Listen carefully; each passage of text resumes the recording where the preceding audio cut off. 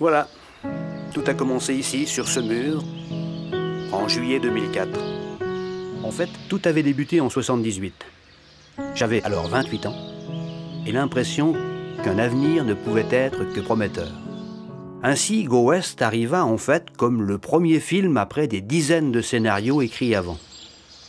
J'avais déjà 54 piges. Mais l'eau a coulé sous les ponts, et la vie aussi.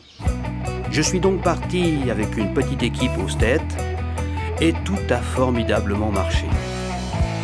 Et c'est terminé sur les étoiles de Hollywood, un mois après, avec ce long métrage documentaire fiction, Go West. À l'endroit exact où Gérard Houry a planté ses caméras, en 1966, nous avons tourné en 2006 un remake de La Grande Vadrouille, film mythique s'il en est. Alors, comme tous ceux qui avaient rêvé d'en être, nous avons réalisé 4 minutes de ce film culte. La 40e vadrouille. En 2007, un anniversaire encore permettait de faire revivre les grandes gueules de Robert Enrico, tourné à 100% chez nous, en Lorraine. Mon court-métrage, Fête bûcheronne, d'une durée de 12 minutes, fut extrêmement physique. Mob Story, un film de 23 minutes, raconte l'histoire d'un jeune qui descend de Longwy jusqu'à Sète sur une mobilette bleue à travers la France. Un film tourné en 2009.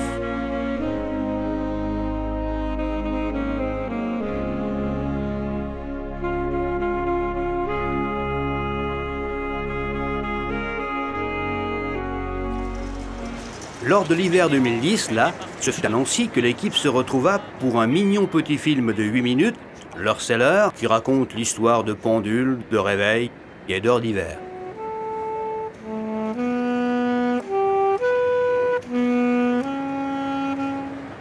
Le cinéma, ce sont des images, bien sûr, mais c'est aussi du son. Depuis 2004, tous les films se sont montés ici et eurent beaucoup de succès. Le cinéma, pour le comprendre et éventuellement le juger, il faut en faire. À un niveau modeste, certes, des moyens réduits, évidemment, mais toujours avec une démarche artistique et cinématographique honnête. Le 11 novembre 2011, à 11h11, nous avons réalisé un film minute dans une tranchée de Verdun et un petit village lorrain. L'année suivante, centenaire oblige, nous sommes retournés dans les cimetières de l'Est de la France pour y placer les fantômes de la Grande Guerre.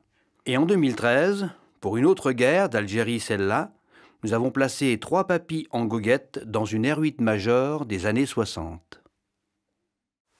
En 2014, nous avons réalisé un documentaire sur le défunt président du Conseil général de Meurthe-et-Moselle, Michel Dinet. C'était pour moi en particulier une question d'amitié. Question de gratitude aussi, car je savais ce que je devais à cet homme politique pour avoir notamment travaillé à ses côtés une bonne quinzaine d'années. Je savais aussi que ce président, tué dans un accident de voiture en mars 2014, s'était toujours montré attentif à notre aventure cinématographique. C'est donc le cas ici, ce dernier voyage, un documentaire autant qu'un hommage rendu à un ami défunt.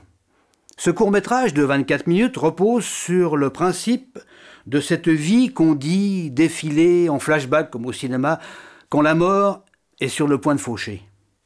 S'enchaînent donc à rebours 12 séquences de la vie publique de Michel Dinet, cela sur un montage rapide qui n'est pas sans évoquer la fulgurance des souvenirs censés affluer en cet instant fatidique. Un destin sur la toile, une jeune fille française 1944-1945. Un an de travail pour un documentaire de 20 minutes qui évoque le douloureux sujet de la déportation des Juifs par les nazis à travers le destin hors du commun de Ginette Clément alias Ginette Lyon, déportée, résistante et médaillée. On écarte un peu les murs de la bonne ville de Troyes et l'on entrevoit ce que l'on ose, la rafle. On sait que la réalité dépasse bien souvent la fiction.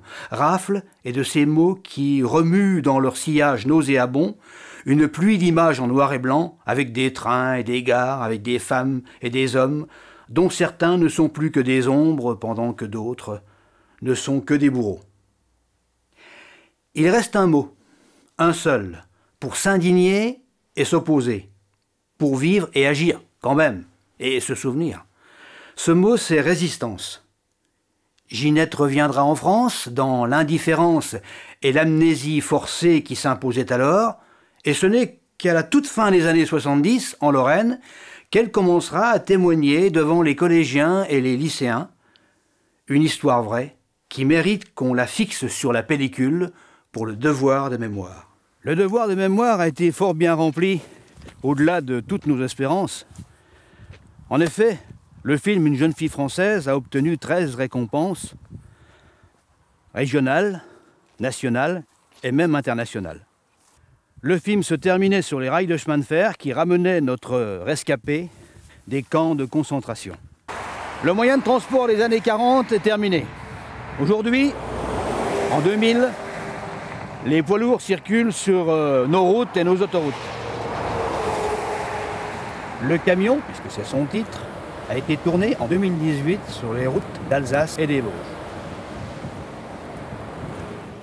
De grosses machines, avec dépanneuses et semi-remorques, furent nécessaires pour mettre au volant un jeune homme de 17 ans. Une petite voiture rouge poursuivant le fugitif dans des conditions de circulation autoroutière avec un tournage pas très facile. Un certain nombre de clins d'œil aussi furent ajoutés au scénario, des routiers sympas, des forçats de la route, ceux qui faisaient parler les chevaux à une autre époque.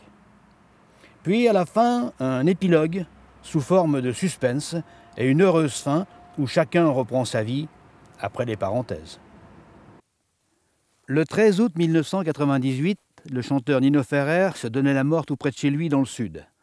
21 ans plus tard, on décidait de lui rendre hommage dans un film très court.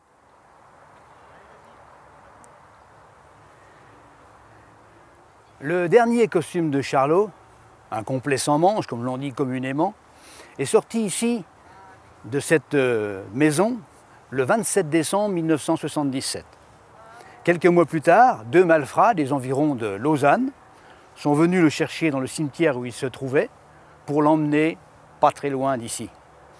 C'est cette histoire que l'on a racontée avec l'équipe d'UBC. Aujourd'hui, 15 juillet 2020, nous sommes à Corzier-sur-Vevey, devant la maison de Charlie Chaplin, que l'on vient de visiter, du moins le musée qui s'y trouve aujourd'hui. Charlie Chaplin avait acheté cette maison et y a vécu pendant 25 ans.